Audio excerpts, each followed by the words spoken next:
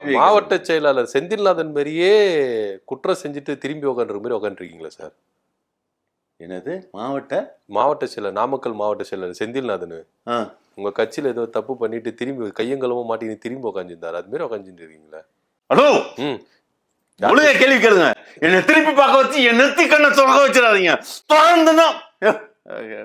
என்ன எடுத்தோனிமே நாமக்கல் தப்பு எங்க நடந்தது தெரியுமா? தப்பு பண்ணது தெரியுமா? தெரியுமே. என்ன மாவட்ட செயலர் தான் தப்பு பண்ணாரு. என்ன தப்பு பண்ணாரு? வீட்டுக்குள்ள கையங்கலமும் மாட்டியிருக்காரு. ஒரு பொண்ணு வீட்டுக்கு போயிட்டு கையங்கலமும் மாட்டியிருக்காரு.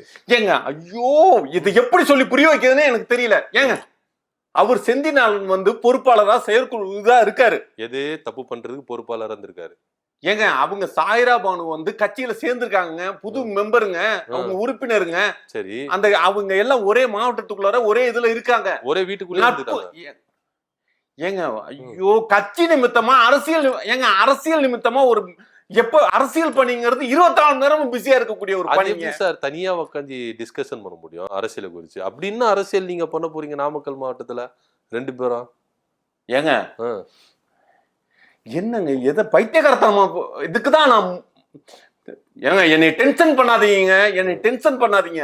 நடக்கிற சம்பவங்கள் வந்து தப்பா பாக்குறது. நான் பாக்கல சார். அந்த பெண்மணியோட தம்பிகார வந்து பாத்துருக்காரு, டீட்டெயிலா சொல்றாரு. என்ன பஸ்ல இருந்து இறங்கி எதுக்கு அவர் காருக்குள்ள போன, எல்லாத்தையும் நீ பஸ்லயே வர வேண்டியதானே, ஏன் பஸ் இறங்கி போன அப்படின்னு எல்லாத்தையும் டீட்டெயிலா சொல்லி இருக்கிறாரு.